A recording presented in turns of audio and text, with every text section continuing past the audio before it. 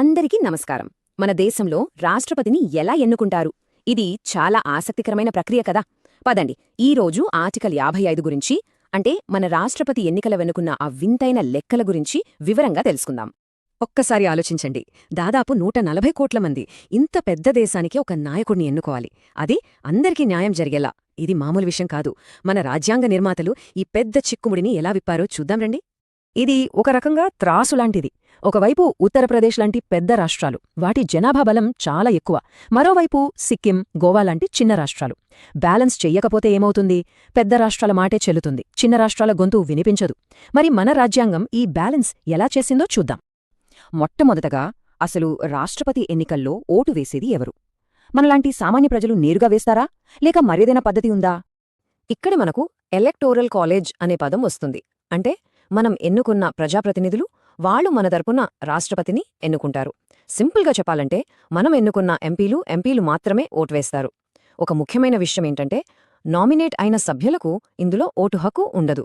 కేవలం ఎన్నికైన వాళ్లకు మాత్రమే. ఇక్కడే అసలు కథ ఉంది. రాష్ట్రపతి ఎన్నికల్లో ప్రతి ఒక్క ఓటుకి ఒకే విలువ ఉండదు. అవును, విన్నది నిజమే. ఒక ఎంపీ ఓటు విలువ ఒకలా ఉంటే, ఒక ఎంపీ ఓటు విలువ మరోలా ఉంటుంది.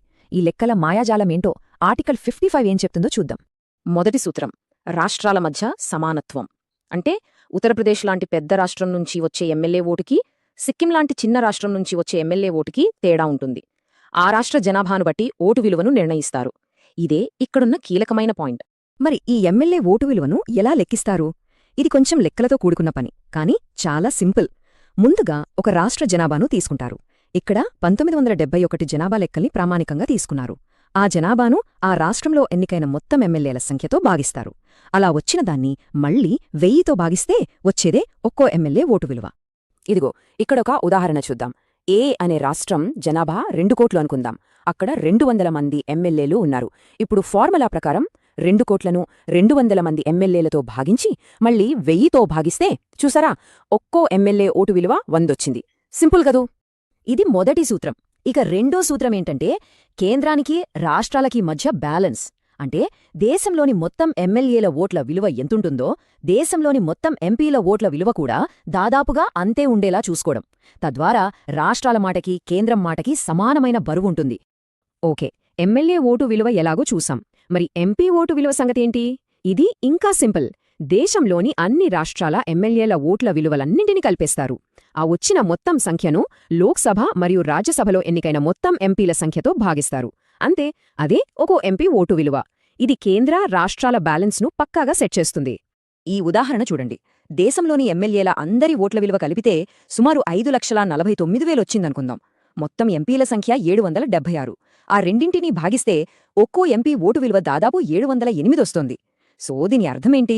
ఎంపీల బలం రాష్ట్రాల సమిష్టి బలం నుండే వస్తుంది. ఓట్ల విలువ గురించి తెలుసుకున్నాం. మరి ఓటింగ్ పద్ధతి ఎలా ఉంటుంది? దీన్ని సింగిల్ ట్రాన్స్ఫరబుల్ ఓట్స్ సిస్టమ్ అంటారు.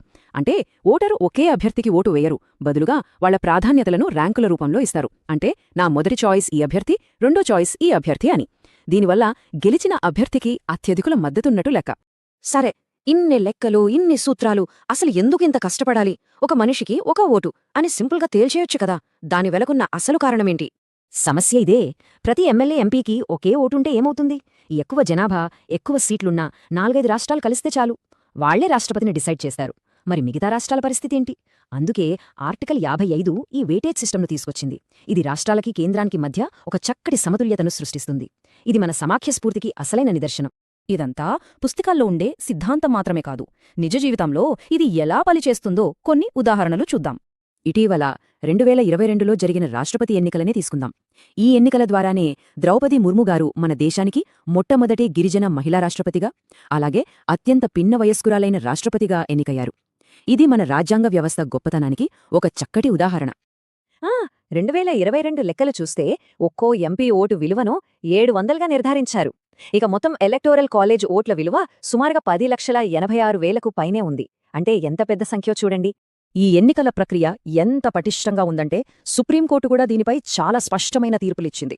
1974లో ఏం చెప్పిందంటే, ఎన్నికల ప్రక్రియ జరుగుతున్నప్పుడు ఎవరూ దాన్ని కోర్టులో సవాలు చెయ్యలేరు. ఒకసారి ఫలితం వచ్చాక మాత్రమే ఏవైనా వివాదాలుంటే లేవనెత్తాలి. ఇది ఎన్నికల ప్రక్రియకు అంతరాయం కలగకుండా చూస్తుంది. మళ్లీ 2012లో పీఏ సంగ్మా కేసులో సుప్రీంకోర్టు మరో ముఖ్యమైన విషయం చెప్పింది. చిన్న చిన్న సాంకేతిక లోపాలను చూపించి మొత్తం ఎన్నికలనే రద్దు చేయమని అడగడం కుదరదు. ఏదైనా చాలా పెద్ద రాజ్యాంగ ఉల్లంఘన జరిగితే తప్ప ఎన్నికలను చెల్లకుండా చెయ్యలేరు. ఇది ఈ వ్యవస్థ యొక్క స్థిరత్వాన్ని మరింత బలపరుస్తుంది. ఎంతసేపు మనం ఈ లెక్కలు, సూత్రాలు, కోర్టు తీర్పుల గురించి మాట్లాడుకున్నాం. సరే, ఇదంతా ఎందుకు, ఎంత ముఖ్యం, ఈ వ్యవస్థ మనకెందుకు అవసరం? ఒక్క మాటలో చెప్పాలంటే ఆర్టికల్ 55 మన ప్రజాస్వామ్యానికి ఒక రక్షణ కవచం లాంటిది.